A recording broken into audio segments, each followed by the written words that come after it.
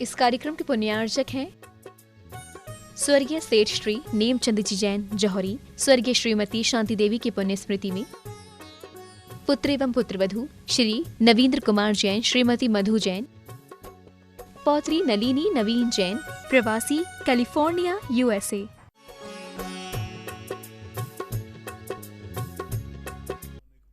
स्वाध्याय वेलायाम श्री कायुष्यम करो।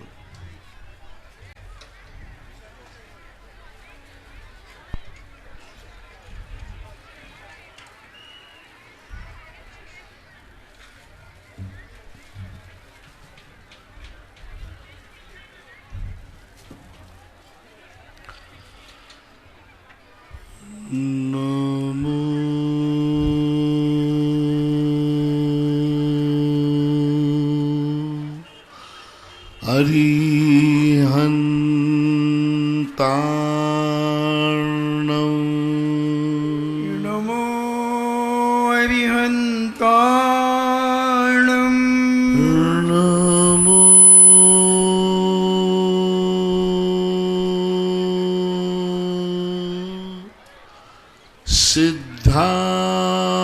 सिद्धार्णं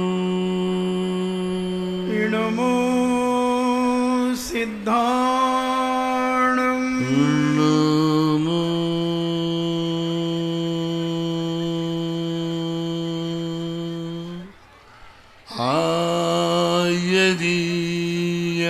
आयदीयार्णं नमो आयर्यार्णं नमो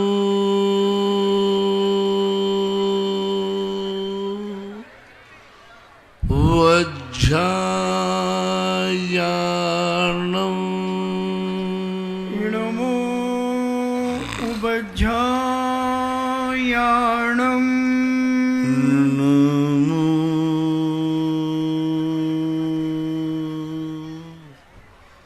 लोये सव शाहूर्णं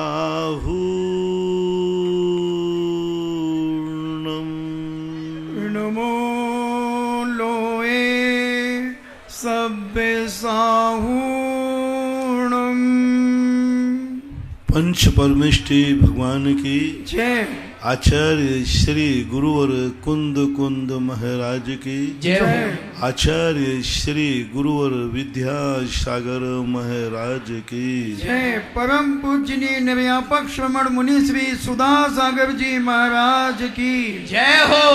बोलो श्री गंभीर सागर जी महाराज की जय, मुनि संघ की जय। जिज्ञासा के लिए। सभी श्रोतागण एवं जिज्ञासु अपने स्थान से पूज्य सभी को नमोस्तु करें।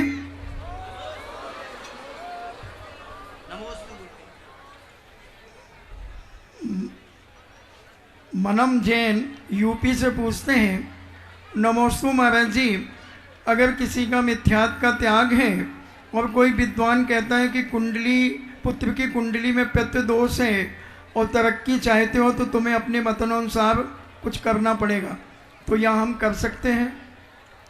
पितृदोष कोई किसी भी आगम का नहीं है।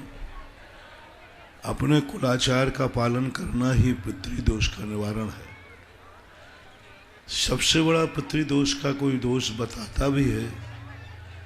पहला तो जो उनके पूर्वज जो आचार विचार करते थे, यदि वही आचार विचार तुम कर रहे हो, उन्हें कभी पितृदोष नहीं होता। यदि पितृदोष होते हैं तो दो भेद तुम्हें बता देता हूँ, दो कारण। आपका साइकोलॉजी, आपका मनोविज्ञान, आपके द्वारा किसी के द्वारा आप कहने पर भयभीत आ गए, तो दो काम आप करें। पहला काम तो सबसे ये पहले करें कि तुम्हारे पूर्वज जिस मंदिर में पूजा करते थे, जिस मंदिर में अभिषेक करते थे,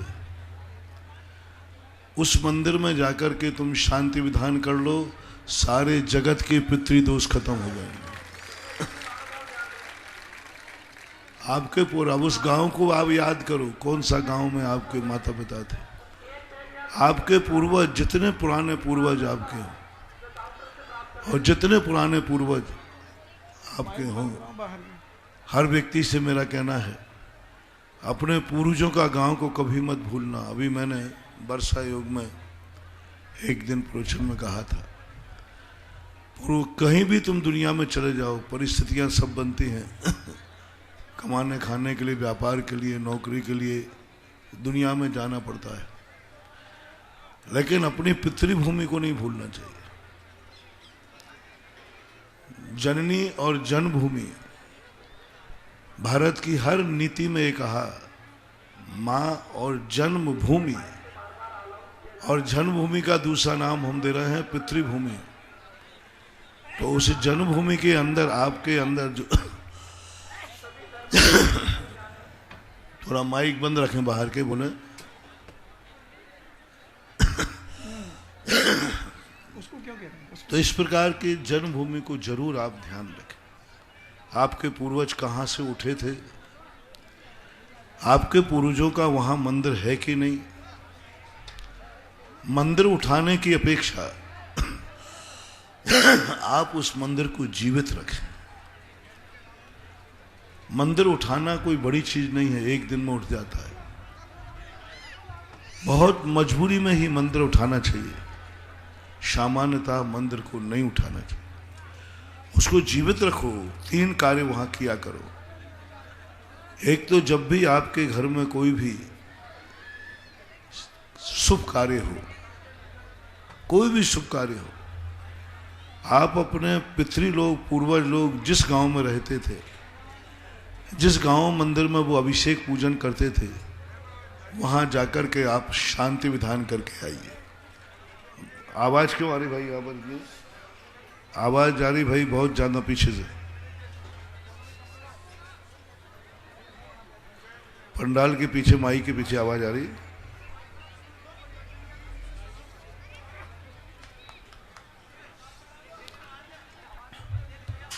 बहुत छोटी सी बात है जो आप लोग बहुत भूल गए। इसको मैंने बहुत लोगों का प्रैक्टिकल कराया। तो आप लोगों को हमेशा एक ध्यान रखें, शहरों की तरफ आप दौड़ रहे हैं, मैं उसकी मनाही नहीं कर रहा हूं, लेकिन आप अपने पितृ गांव में यदि मंदिर हो तो साल भर में पहला नियम तो एक कर ले कि साल भर में एक बार वहां जरूर धोख देने जाना। उस मंदिर में जरूर साल में एक बार अभिषेक करना। हो सके तो जितने लोग बाहर गए हो सब लोग एक निश्चित समय कर दो, उस गांव में एक निश्चित मेला, निश्चित वार्षिक महोत्सव, निश्चित एक दिन रथ यात्रा जरूर करना। बहुत एनर्जी मिलती है उस गांव में, क्योंकि जिस गांव में तुमने जन्म लिया, तुम्हारे पूर्वजों ने, उन्होंने तुम्हारी शुभकामना उसी मंदिर के सामने भाई थी, उसी मूर्ति के सामने भाई थी। तुम्हारे पूर्वजों ने वहीं पर बैठ करके तुम्हारे सुख की कामना की थी। अब वो मूर्ति में वो सुख की कामना जो पूर्वजों ने भाई थी, वो आज भी विद्यमान है। वहां आपका नाम नोट है, और आप वहां पहुंच जाएंगे, वो ऐसे वसीयत सौंप देंगे जैसे आपके पूर्वजों की वसीयत भगवान ने रख ली और कहा ये बेटा आ गया, संभालो। इसलिए साल में जैसे बने तैसे सबको लेकर के एक दिन निश्चित करो। इतना के साथ साथ जब भी तुम्हारे यहाँ कोई भी शुभ कार्य हो, एक शांति मंडल विधान, एक परमेश्वर विधान अपने पितृ गांव के में जाकर जरूर करो। इतना नहीं बन सके तो एक श्रीफल जरूर ले जाना, श्रीफल जरूर भेज देना। जब आपके यहाँ कोई भी ऐसी अनिष्ट की संभावना दिखे, जैसे आपने कहा पितृदोष की बात आपने कही, यदि आपके मन में भ्रम है तो आप अपने गांव में अपने पूर्वजों के मंदिरों में जाकर बढ़िया एक शांति विधान कर लीजिए और वहाँ एक शांति धारा करके आइए, और सारे दुनिया के जोशों से कह दीजिए अब मेरे लिए जिंदगी में कोई पितृदोष आ ही नहीं सकता। ये सम्यक समीचीन सम्यक दर्शन भी तुम्हारा नहीं मिटेगा, मिथ्यात्व भी नहीं आएगा, और आपका काम हो जाएगा। और वो भगवान जब अपने जिन्होंने भगवान को बैठाला था, जिन्होंने वहाँ पूजाएं की थी, उनका वंशज जब वहाँ पहुँचेगा तो उस मंदिर की जो वर्गणाएँ हैं वो वर्गणाएँ तुम्हारे लिए बहुत सकारात्मक कार्य करेंगी। मिट्टी में भी, क्षेत्र में भी बहुत सकारात्मक ऊर्जा होती है लेने की स्थिति। महाराज जी, एक बिजोलिया से प्रश्न आया है कि जब मुनिराज स्वयं स्नान नहीं करते तो बिना स्नान किए हुए भगवान को सूर्य मंत्र कैसे दे सकते हैं? स्नान वो करते हैं जो पापों से अनुरक्त रहते हैं, जो पापों से व्यक्त रहते हैं। ब्रह्मचारी सदा शुचि। मुनिराज तो इतने शुचि हैं कि उनको जल छू जाए तो वही गंधोदक हो जाता है। उनकी पवित्रता की तुम बात करते हो, उनका शरीर, उनके शरीर से जल छू जाता है वो गंधोदक बन जाता है। जैसे चक्रवर्ती तक अपने माथे पर लगा करके अपने जीवन को धन्य करता है।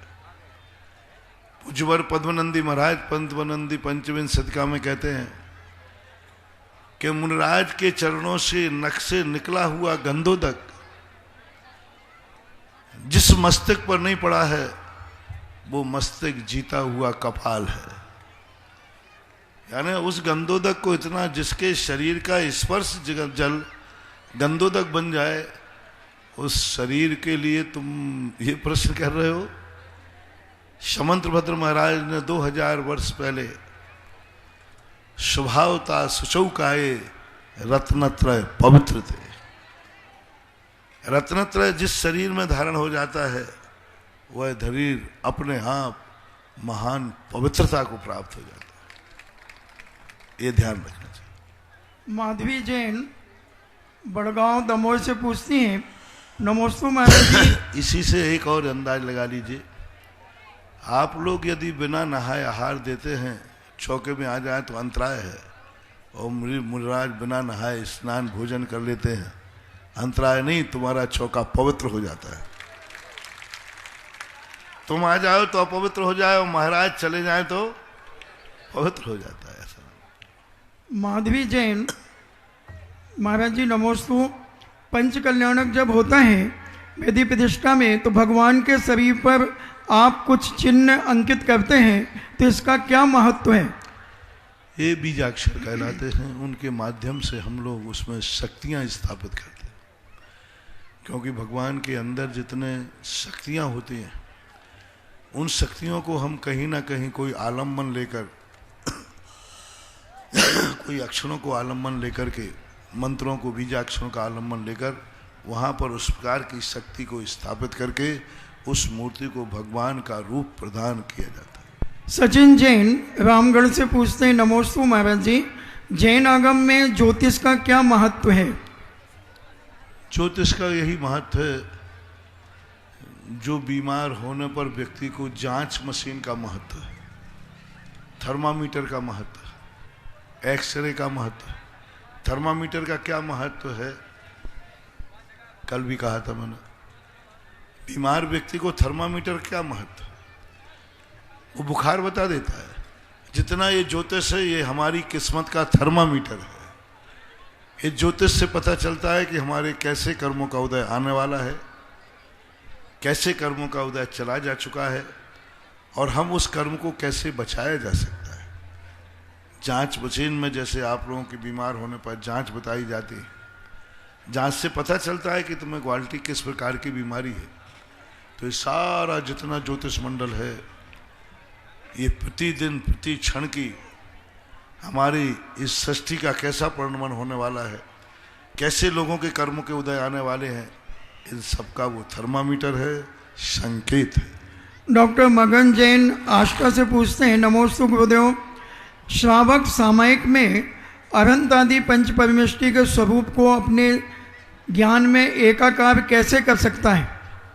क्यों नहीं कर सकता? आज प्रातःकाल ही मैंने प्रवचन दिया था कि भगवान के गुणों को एक ज्ञायक स्वरूप मान करके जानो। जब हम भगवान को जानने की चेष्टा करते हैं तो जानते जानते ही वह साधक वह उपासक, उसके मन में तद्रूप भावना जागती है, क्या ऐसा मेरा भी स्वरूप है? तो जो भगवान का स्वरूप होता है उसमें अपनी भावी पर्याय की स्थापना कर देता है।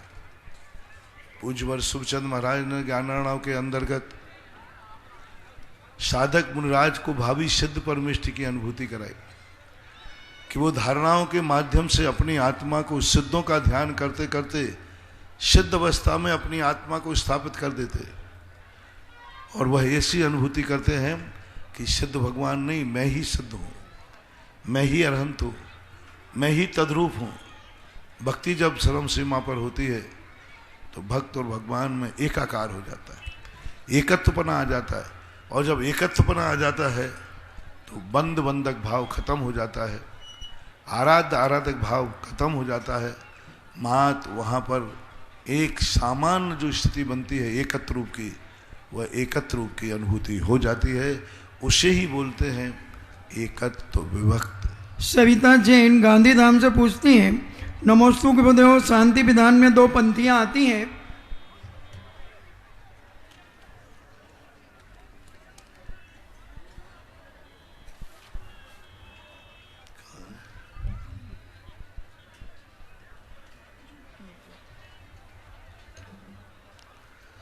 दोनों कुलों की कीर्ति को निर्गुण विभूषित जो करे, मुक्ति रमा बरती उन्हें जो शांति जन पूजा करे। यहाँ पर दोनों कुल का अर्थ होता है।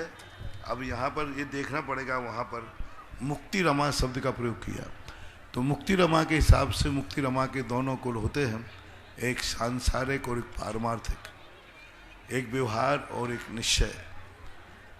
तो व्यवहार और निश्चय दोनों को, और संसार और मोक्ष दोनों कुलों को साधता हुआ जो व्यक्ति मोक्ष मार्ग में आगे बढ़ता है, यानी यहाँ अनेकांत रूप है, एक ही कुल का नहीं। मात्र निश्चय अकेले को लेके चलता है तो वो भी गलत है, व्यवहार लेके चलता है तो वो भी गलत है। दोनों व्यवहार और निश्चय को साथ लेके चलता है, वही मुक्ति रमा को प्राप्त करता है। श्रीमती नविता जैन कोटा महावीर नगर से पूछती हैं, नमोस्तु महाराज जी, कार्मण वर्गणाएं कर्म परिणत क्यों करती हैं? कार्मण वर्गणाएं कर्म रूप परिणत क्यों करती हैं? स्वभाव है, कोई भी वस्तु का स्वभाव है। आंख देखती क्यों है? क्योंकि उसका स्वभाव है। कान सुनते क्यों? क्योंकि उसका स्वभाव है। कर्मणाओं का नेचर ही ये प्रकृति है कि जब कोई राग द्वेष करेगा तो वो कर्म रूप वर्णन करेंगे, ये उनकी योग्यता है, स्वभाव है। भावाश्रव और द्रव्याश्रव को कैसे समझें? भावाश्रव को समझने की ज़्यादा जरूरत नहीं। जो हमारे अंदर राग द्वेष कसाय उठती है, जो आकुल व्याकुल परिणाम हो रहा है, यही हमारा भाव आश्रव है। भाव करो, जब जब हमारे मन में आकुलता हो, चाहे वो राग रूप हो चाहे द्वेष रूप हो, कैसे भी आकुलता जब हमारे मन में आई तो समझ लेना हमें भाव आश्रव, भाव बंद हो गया। और द्रव्य बंद का तो हमें जब पता चलेगा जब वो कर्म उदय में आएगा, जब हमें ऐसे कर्मों का उदय आए कि हम जो नहीं चाहते वो हमारी जिंदगी में घटित हो रहा हो, तो समझ लेना चाहिए हमें द्रव्य आश्रव हुआ था।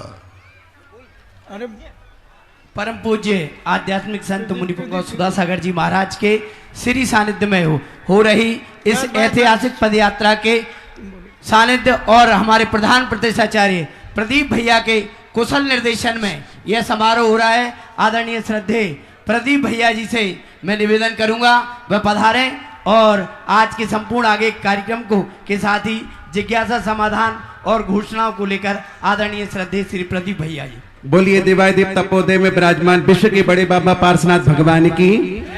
बिल्कुल मजा नहीं आया। आप ये बताओ, आप उस काल में थे जिस समय साक्षात समर्पण का विहार हुआ था? नहीं थे ना। आज हम थे कि नहीं थे? तो दोनों हाथ उठा करके बोलो, विश्व के बड़े बाबा पार्श्वनाथ भगवान की, जगत पूज मुनिपुंगव निर्यापक श्रमण मुनिपुंगव श्री सुधा सागर जी महाराज की, समस्त आचार्य संघ की। देखिएगा, आज वास्तव में ऐसा लगा कि हम साक्षात समर्पण के साथ गुरुवर के साथ विहार किए हैं। नियम से मानना, जो अंत समय तक साथ में रहेगा चमलेश्वर तक। नियम से मानना कि समोक्षण में आपको कहीं ना कहीं किसी ना किसी कोने में स्थान मिलेगा, और बीच में जो छोड़ के भाग गए उनकी दुर्गति क्या होगी मुझे पता नहीं। आइएगा, आज के बिहार रथ में बहुत सारे लोगों ने सहयोग दिया है। 25,525 रुपए की राशि कुसुमलता रे जैन, अंशु राजेश जैन यूएसए से। 21,000 रुपए की राशि दिगंबर जैन महासमिति महिला संभाग बांसवाड़ा राजस्थान से। एक चीज और बता दूं, क्योंकि यहाँ नेटवर्क की प्रॉब्लम है और आप सबके नेट चालू है, तो जिन जिन लोगों के पास मोबाइल है आप सब अपने नेट को बंद कर दें, ताकि हमारे कार्यकर्ताओं को दुनिया का, विश्व के कोने कोने तक ये लाइव प्रसारण हो सके। आपसे करबद्ध प्रार्थना है, अन्यथा यहां से एक ऐसा मंत्र बोलूंगा कि मोबाइल जीवन में खुलेगा नहीं। 11,000 रुपए की राशि खेमचंद आशीष जैन बड़ौत उत्तर प्रदेश से। 51 रुपए की राशि चंदा गोदा मोनाज मीना वसई मुंबई जन्मदिवस के अवसर पर। 11,000 रुपए की राशि राजेंद्र सिद्धार्थ संज्ञा मासा अतिथि सेठी परिवार कोटा। 11,000 रुपए की राशि मनोज कुमार जैन दिल्ली नजफगढ़। 51 रुपए की राशि विमल कुमार विमला पीयूष नेहा पीएनबी वाले अलवर। 11,000 रुपए की राशि सुमन गाजियाबाद। और बिहार रथ में जो अल्पाहार रास्ते में आप देख रहे थे सहयोग कर रहे थे, 16,211 केडी जैन जलेसर सीमा जैन आगरा।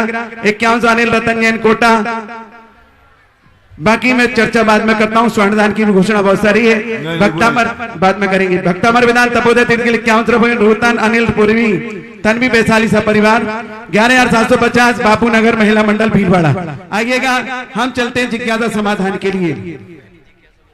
पहली जिज्ञासा हमारे बीच पूर्व प्रधान गोपाल जी मालविया, वो अपनी जिज्ञासा को प्रस्तुत करेंगे। माइक उनके पास तक भेजें, समय कम है, इस बात का विशेष ध्यान रखें। माइक पहले से देकर रखो ना। गोपाल जी का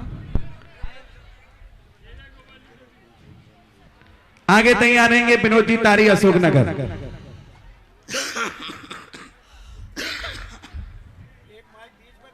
दो माइक दे दो ना फटाफट इधर उधर। हाँ शुरू करिए।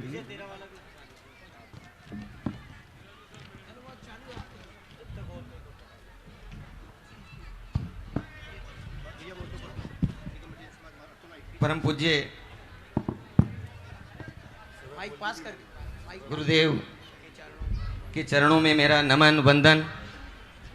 मुनि संघ के सभी मुनि के चरणों में मेरा नमन।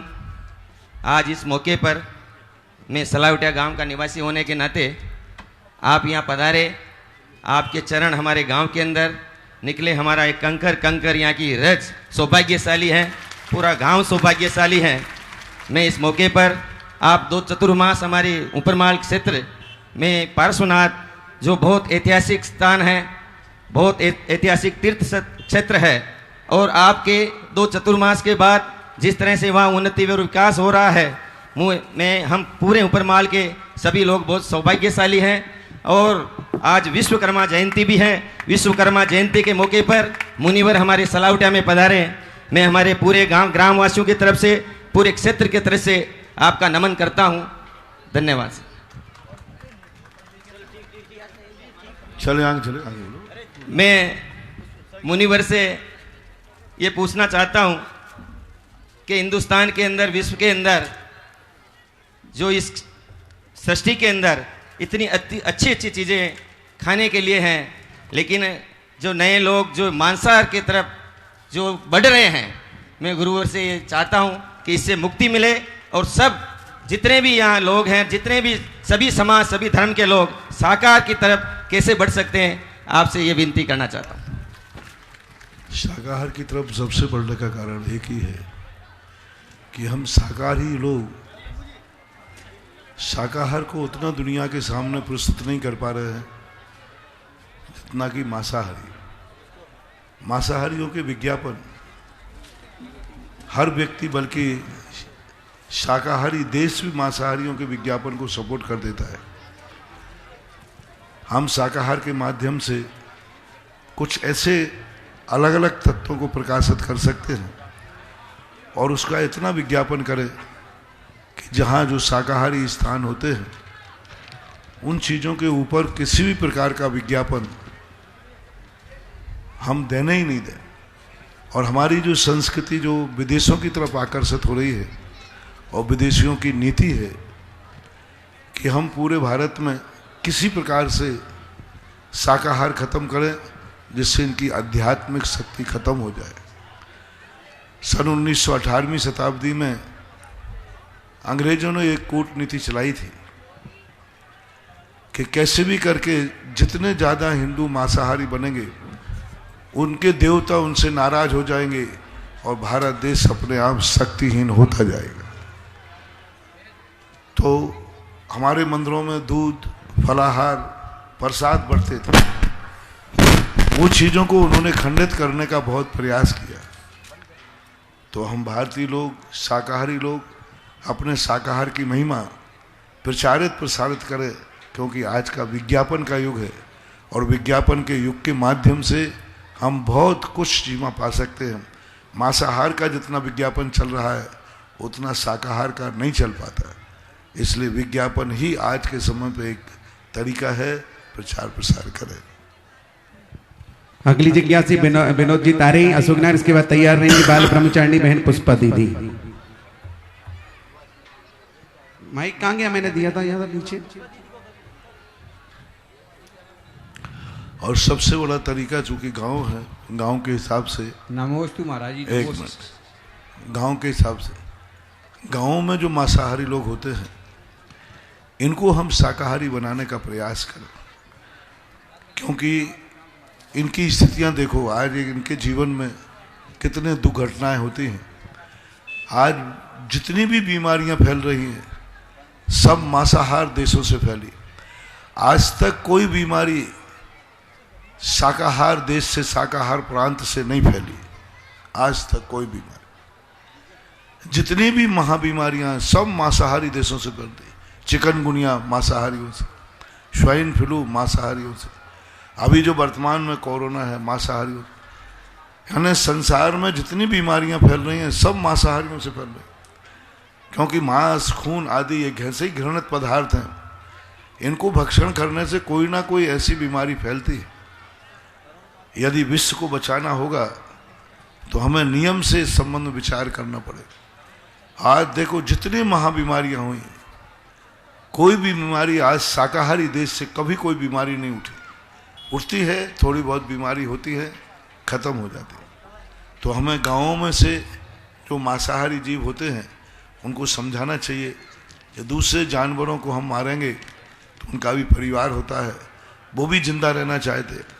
अपन को कोई मारता है तो अपन भागते हैं, ऐसे ही जानवर को कोई मारता है तो जानवर भी भागता है। एक बार गांधी जी पोरबंदर में सुबह सुबह विहार कर रहे थे, पर्यटन कर रहे थे। एक कुत्ता था, वो बहुत बीमार था।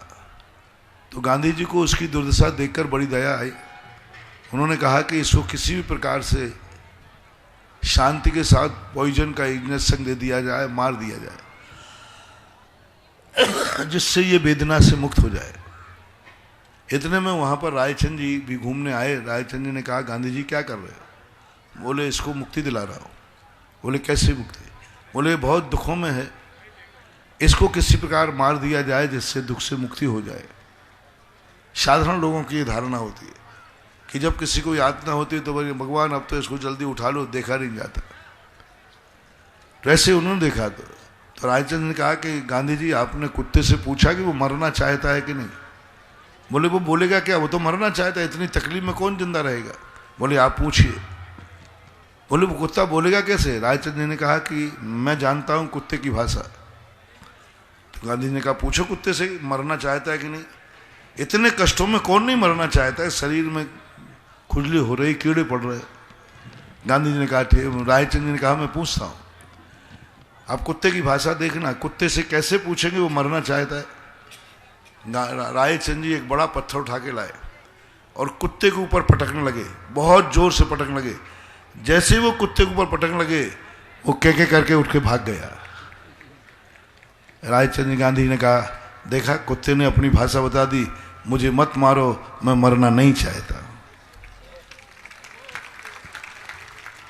यही भाषा है, वो मरना नहीं चाहता। मरना चाहता तो वो कहता हाँ मार दीजिए, मैं मरना नहीं चाहता, भाग गया।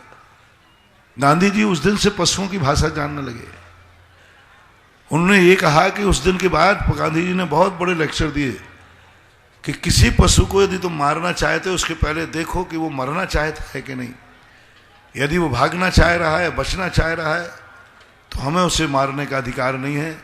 वो हम उसकी ज़िंदगी छीनेंगे, कोई हमारी ज़िंदगी भी छीनेगा। इसलिए मांसाहारियों को हमेशा ये विचार करना चाहिए कि मांसाहार और सबसे ज़्यादा लोग मांसाहार को, वही जीवों को मांसाहार बनाते हैं जो शाकाहारी होते हैं। मांसाहारी जानवर के लोग मांस नहीं खाते, जो जानवर शाकाहारी होता है उसका मांस खाते। खरगोश, सूकर आदि सब शाकाहारी जानवरों को ही तुम खाते हो, जो भी शाकाहारी जानवर होते। तो जो शाकाहारी जानवरों को आप खाते हो क्योंकि उसमें अच्छे विटामिन होते हैं, अच्छे टाइम। विदेशी लोग भी, शेर को कोई नहीं खाता, भालू को कोई नहीं खाता, मांसाहारी जानवरों को कोई खाते ही नहीं है। शाकाहारी जानवरों को लोग खाते क्योंकि उसमें कुछ अलग ढंग का स्वाद, विटामिन होता है। अरे भाई, शाकाहारी जानवरों को खाने की अपेक्षा शाकाहारी खा लो ना, जिससे दोनों काम हो जाएंगे। जय हो। एक बार मैंने बहुत बड़ी बात कही, इन सूकरों को क्यों खाते? महाराज, सूकर के मांस में बहुत विटामिन होता है।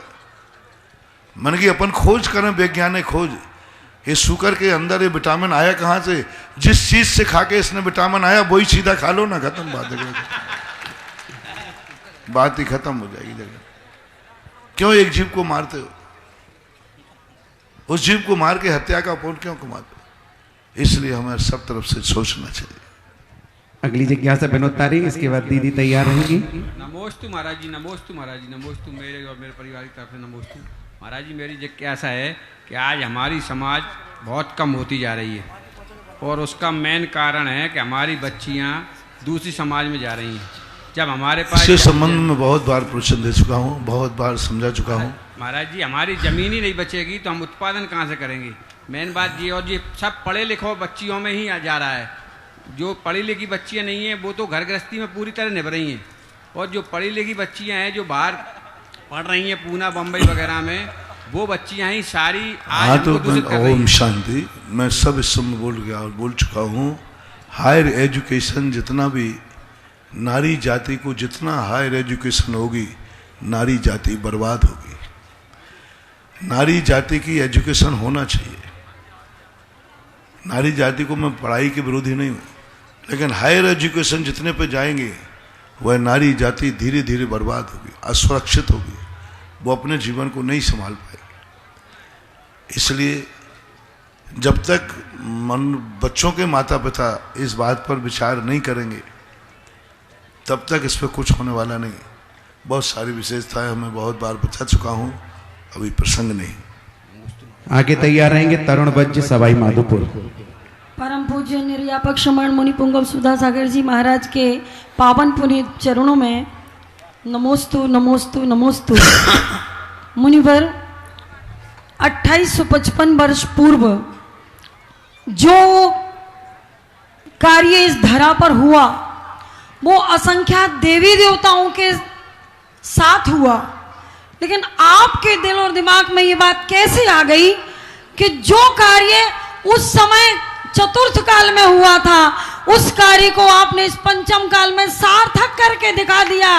अनगिनत देवी देवता इंद्र इंद्राणियों के साथ आज ये कार्यक्रम हो गया, और लगता है कि भगवान पारसनाथ गगन विहार करते हुए जिस तरह आए थे विजोलिया से, उसी तरह गगन विहार करते हुए पारसनाथ स्वामी जी भी आज भी इस विहार में थे। आपके मन में ये परिकल्पना इन भव्य जीवों को दर्शन कराने की कैसे उत्पन्न हुई? हमारे मन में जिज्ञासा है महाराज जी। ध्यान की ही परिभाषा है, अतीत को वर्तमान में ला देना ही सबसे बड़ा ध्यान है। जय हो। हम लोग ध्यान जब करते हैं तो ध्यान में क्या किया जाता है? अतीत में जो महापुरुष हुए हैं उनके जीवन को वर्तमान में उतार देना। कोई सिद्ध परमेष्ठी बना है, उस सिद्ध परमेष्ठी को वर्तमान रूप दे देना। अतीत की घटनाएं जैसे घटती हैं, आप लोग कभी नाटक खेलते, रामलीला खेलते, तो राम के समय, श्री राम के समय जो लीला हुई थी उस लीला को तुम वर्तमान में ऐसे दिखाते हो जैसे लगता है कि ये जैसे मैं वर्तमान में देख रहा हूँ। आज आप लोगों ने देखा होगा कि रामलीला का जब सीरियल चला आज लोगों के मन में यदि राम का ध्यान करने को दिया जाए तो झूठ मत बोलना, आंख बंद के कर दिया जाए तो तुम्हें कौन से राम जी ध्यान में आएंगे? वो रामायण सीरियल वाले के वो ओरिजिनल दशरथ, झूठ मत बोलना। वही रामचंद्र जी, अरुण गोयल ना, लेकिन अरुण गोयल याद नहीं आएंगे तुम्हें। वो स्वरूप जो राम का था, विदेही का जो रूप था, आपको अभी भी कहा जाए कि तुम ऐसा ध्यान करो कि सीता रावण की अशोक वाटिका में है, सब लोग आंख बंद करके, तो तुम्हें वही सीता दिखेगी, दीप का वही सीता दिखेगी, वही रावण दिखेगा, वही रावण का रूप दिखेगा, वही राक्षस दिखेंगे, वही वाटिका दिखेगी, वही सब कुछ दिखेगा। हमने दीपिका का ध्यान करने को कहा था कि सीता का? ऐसा क्यों किया तुमने? मैंने श्री राम का ध्यान करने को कहा था, तुम तो अरुण गोयल का कर रहे। यही विशेषता रामलीला का अर्थ है कि अतीत में जो घटा है उस अतीत को लोग भूल जाएं और ऐसा महसूस हो कि मैं वर्तमान में यही राम है, वही रामलीला है। जय हो।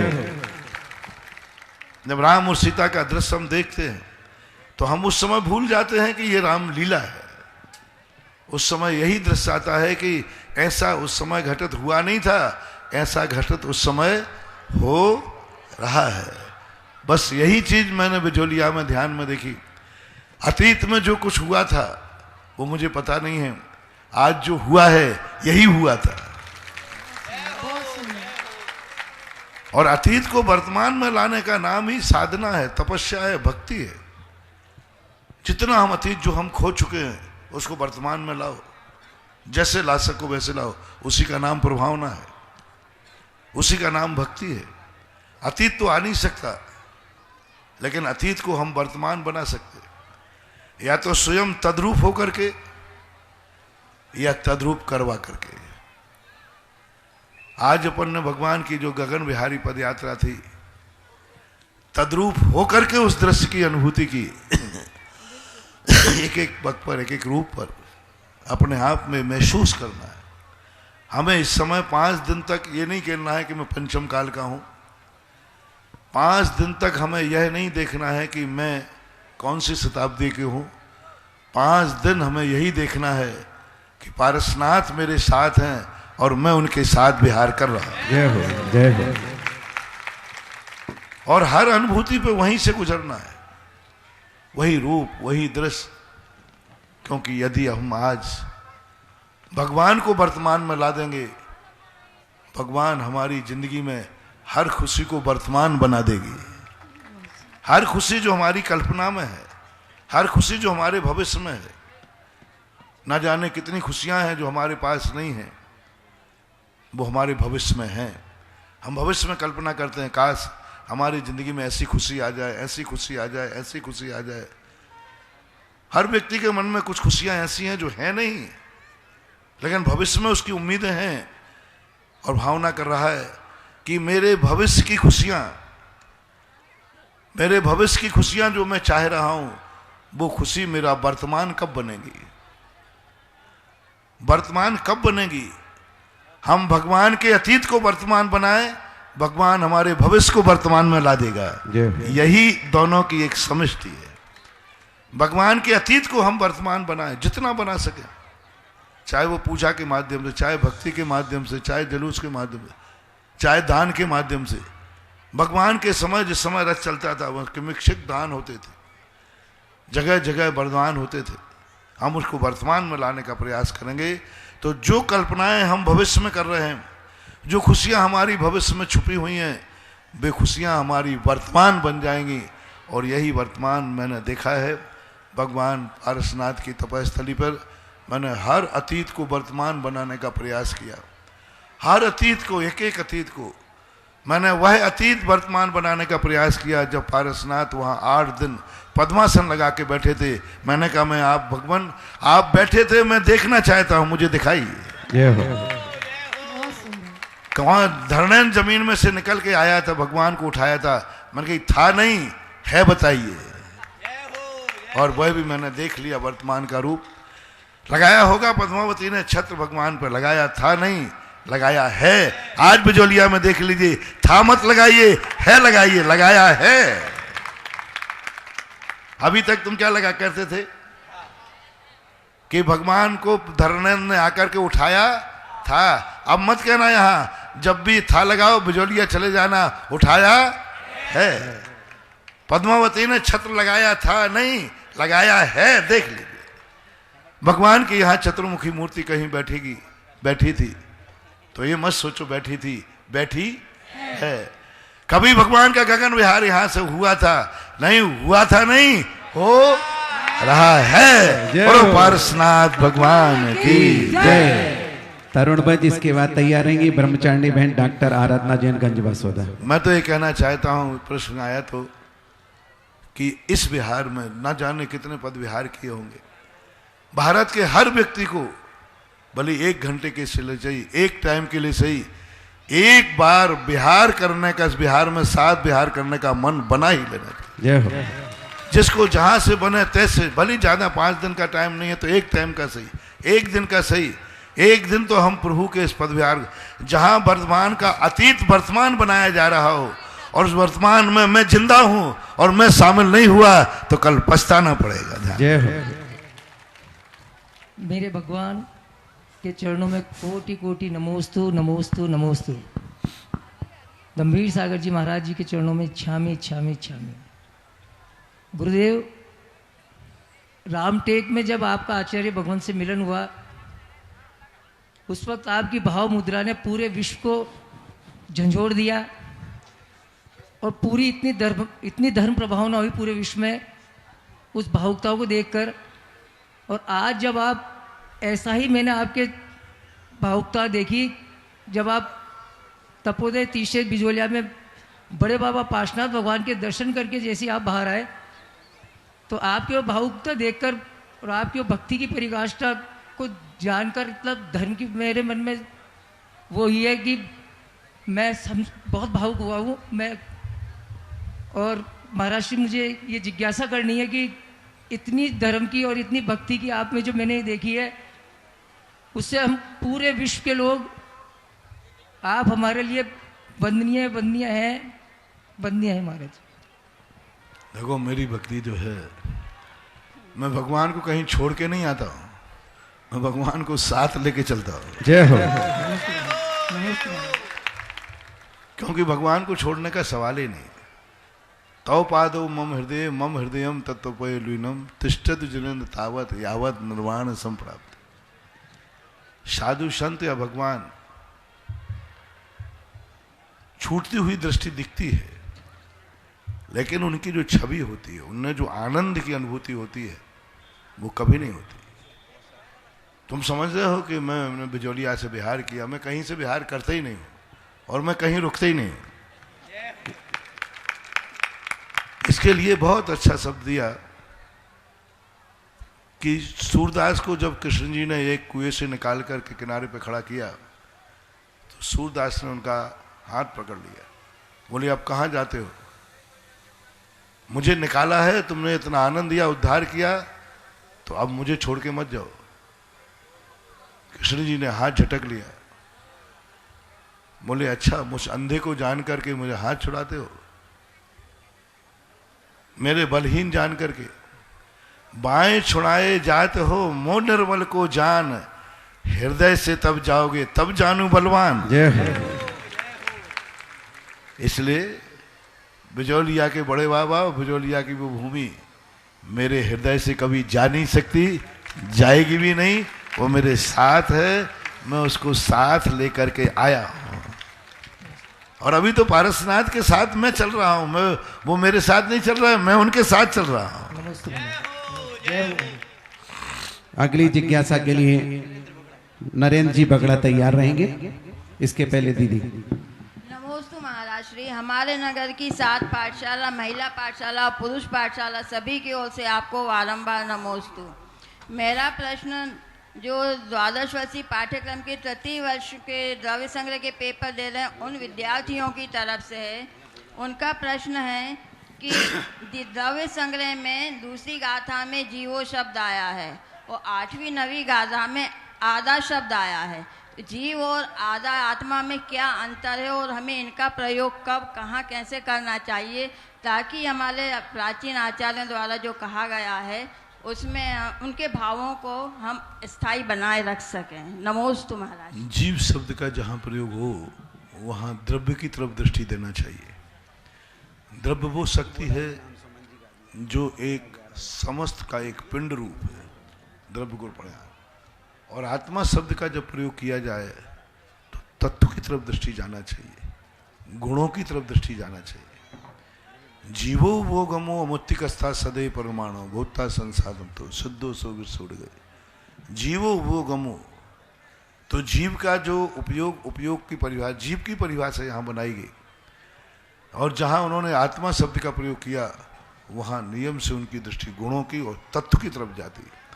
आत्मा तत्व का प्रतीक है, इसलिए समय सार के अंदर कहीं भी जीव द्रव्य का प्रयोग का शब्द का प्रयोग बहुत कम किया, आत्मा किया, क्योंकि वहाँ तत्व का वर्णन।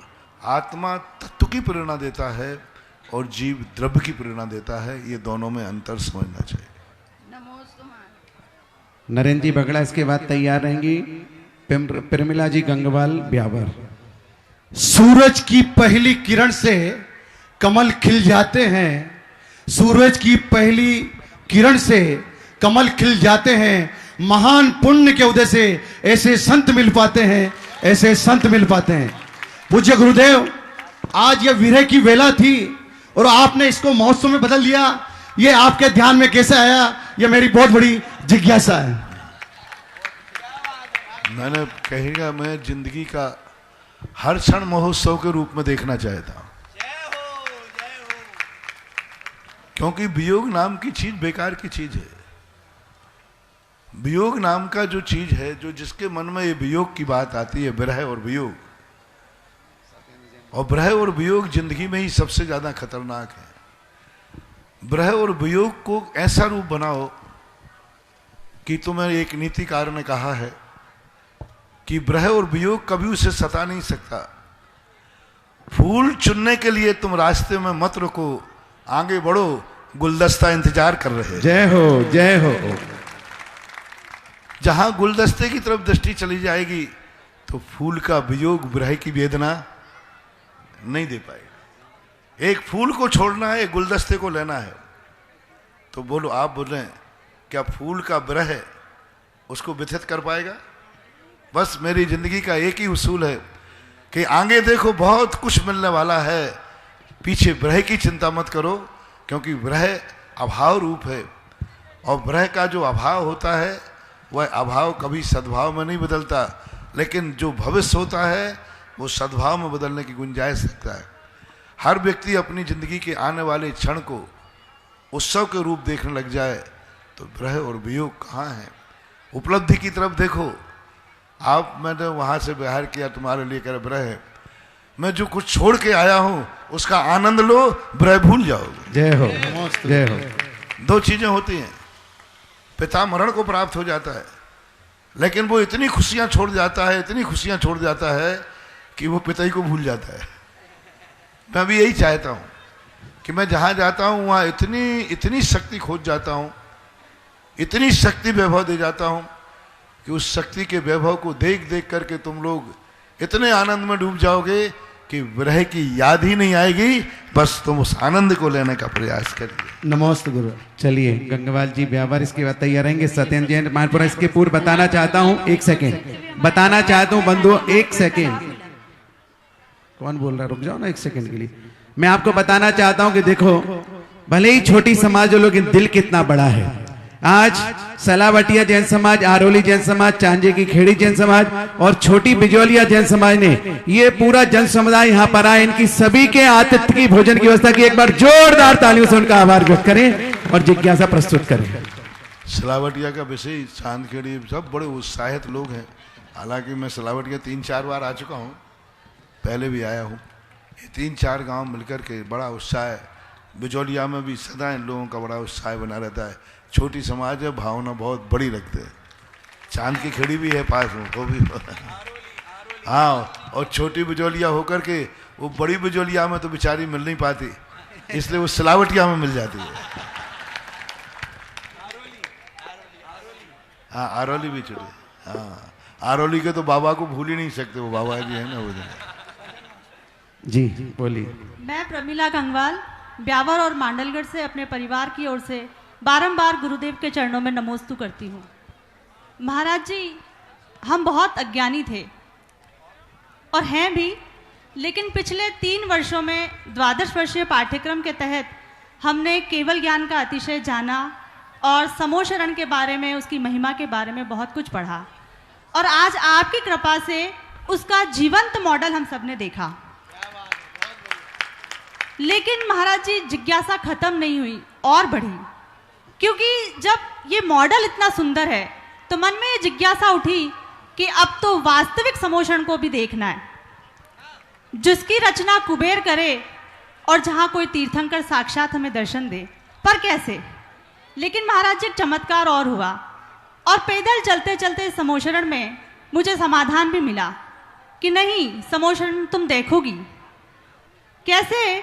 तो जवाब आया कि किसी जन्म में यही मुनि सुधासागर जी महाराज तीर्थंकर का अवतार होंगे, तीर्थंकर होंगे और हम सब पूरा जन समुदाय वहां पर इसी तरह समोशरण में होंगे।